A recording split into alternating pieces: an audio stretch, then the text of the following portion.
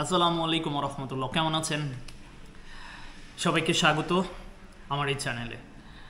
আমরা তো এই চ্যানেলে শুধুমাত্র বিভিন্ন ধরনের বিজনেস আইডিয়া দিই না, শুধু একটা মাত্র ব্যবসার আইডিয়া দিই, সেটা ওহি চায়ের চা পাতার ব্যবসার আইডিয়া। তো আমরা একটু ভিন্ন আঙ্গিকে হাঁটার চেষ্টা করছি, বিভিন্ন ধরনের বিজনেস আইডিয়াও দিব পাশাপাশি, তাহলে আমাদের বিভিন্ন শ্রেণী পেশার মানুষকে আমরা এঙ্গেজ করতে পারবো। এই ব্যাপারটা লক্ষ্য রেখে আজকের ভিডিওটা সাজিয়েছি। আজকের ভিডিওতে আমরা আলোচনা করব যে আগামী 500 বছর টিকে থাকবে এমন 5টা ব্যবসার আইডিয়া দিব আজকে।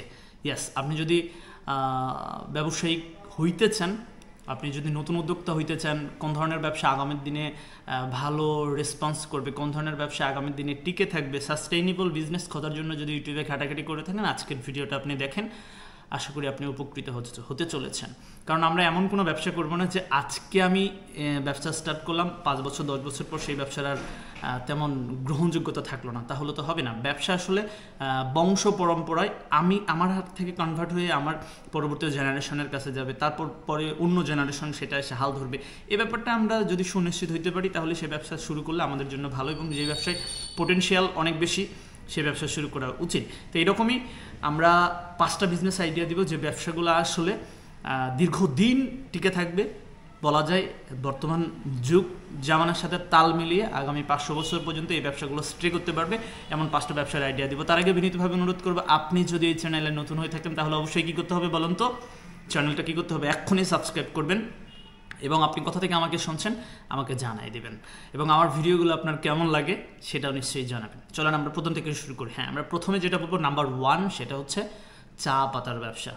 দেখেন, চা এমন একটা প্রোডাক্ট, এটা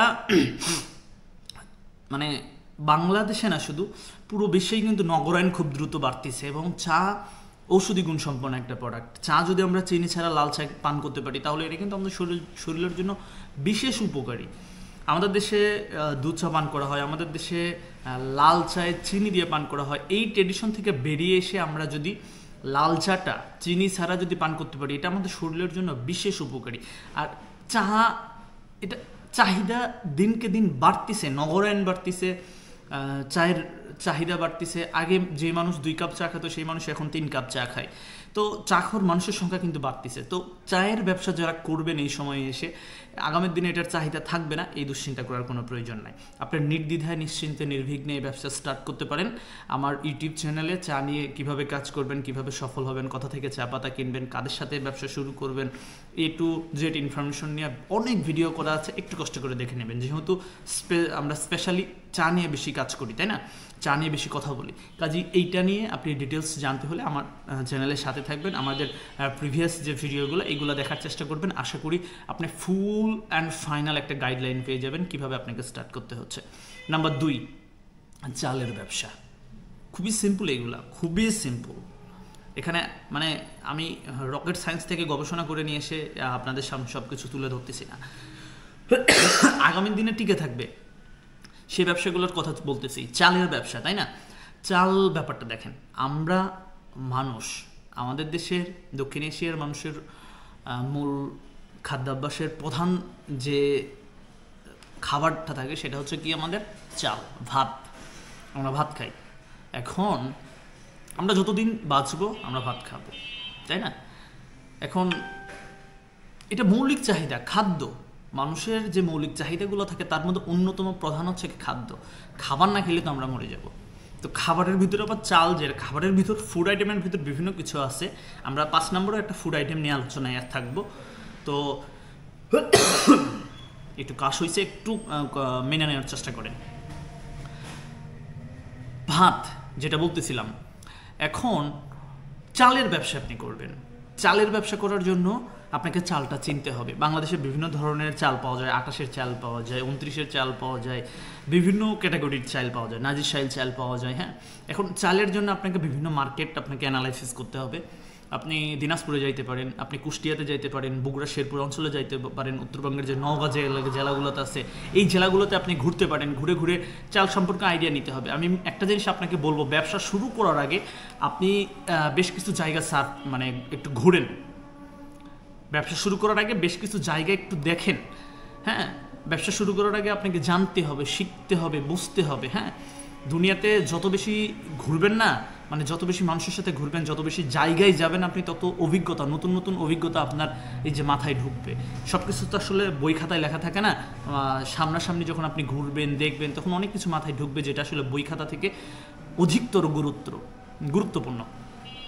এই জন্য চালের ব্যবসাটা আপনি স্টার্ট করতে পারেন। আপনারা যদি কেউ চালের ব্যবসা করার ইচ্ছা থাকে আমাকে কমেন্টে জানাবেন। কমেন্টে যদি এটা বেশি সংখ্যক কমেন্ট পাই, তাহলে আগামী দিনে আমরা A to Z ইনফরমেশন নিয়ে চালের ব্যবসা নিয়ে একটা স্পেসিফিক একটা শুধুমাত্র চালের ব্যবসা কীভাবে করবেন, কীভাবে লাভবান হওয়া যায় এই বিষয়ে ইনশাল্লাহ ভিডিও আসবে।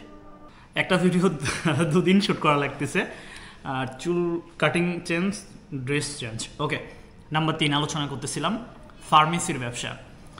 তো ফার্মেসির ব্যবসা খুবই লাভজনক ব্যবসা, নিশ্চয়ই জানেন যে স্ট্যান্ডার্ড একটা ব্যবসা হচ্ছে ফার্মেসির ব্যবসা।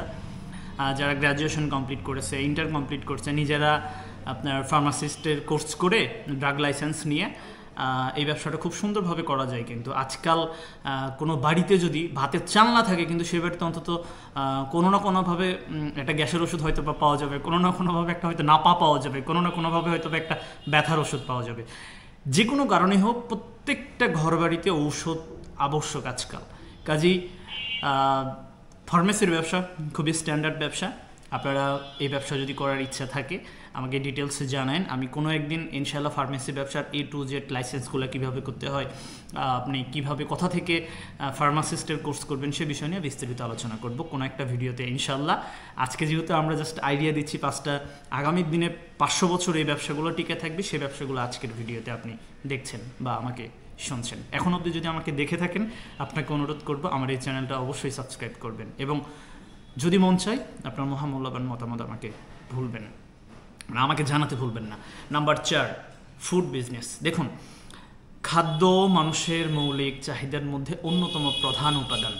এখন খাদ্য ছাড়া কিন্তু আমরা দুনিয়াতে কেউ বাঁচতে পারবো না। তারপরেও এখন আসলে নগরায়ণ বাড়তেছে, এখন ফুড বলতে ফুডের বিভিন্ন রকমের বিজনেস হইতে পারে। বিশেষ করে আমি যেটাকে উল্লেখ করে বলবো সেটা হচ্ছে যে স্ট্রিট ফুড।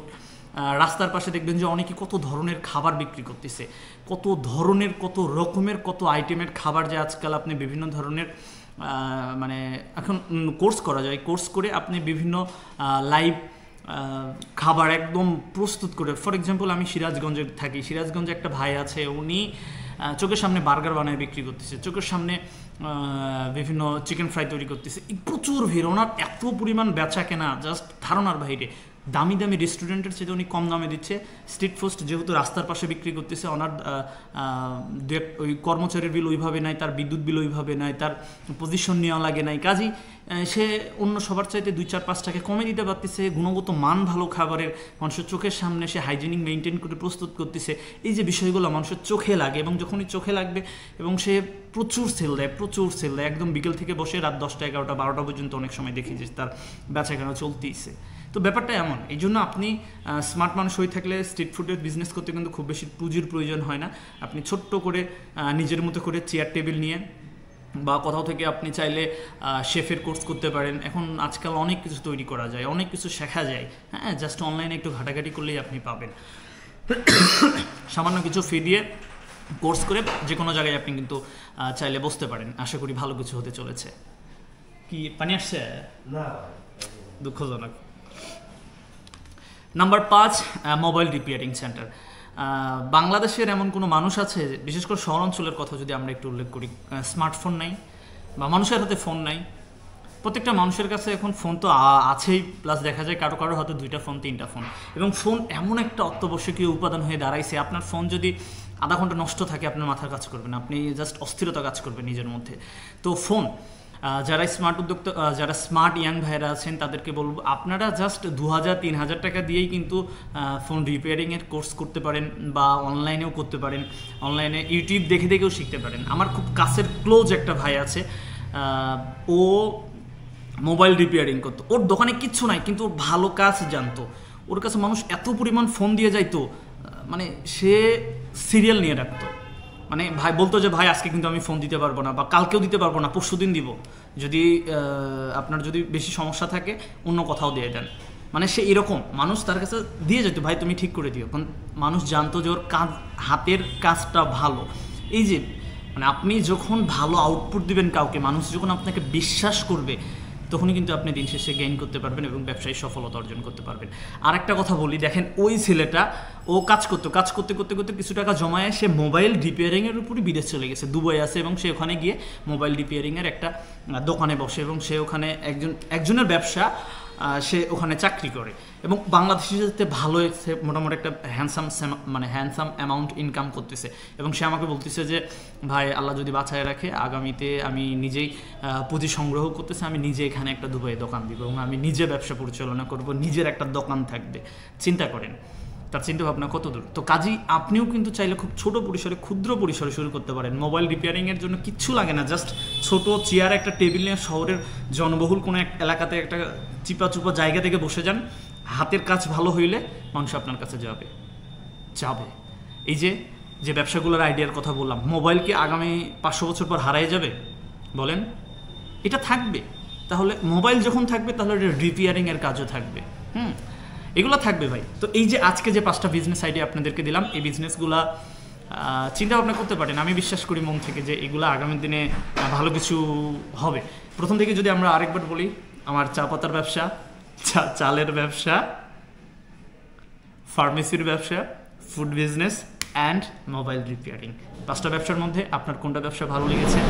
আর অবশ্যই আমাকে জানাবেন যে আপনি কোন ব্যবসা নিয়ে আগামী দিনে ফুল ডিটেলস ভিডিও চাচ্ছেন। আজকের ভিডিওটা বড় করতে চাচ্ছি না, সবার সুস্বাস্থ্য এবং দীর্ঘায়ু কামনা করে আজকের মতো শেষ করছি। আল্লাহ হাফেজ, আসসালামু আলাইকুম।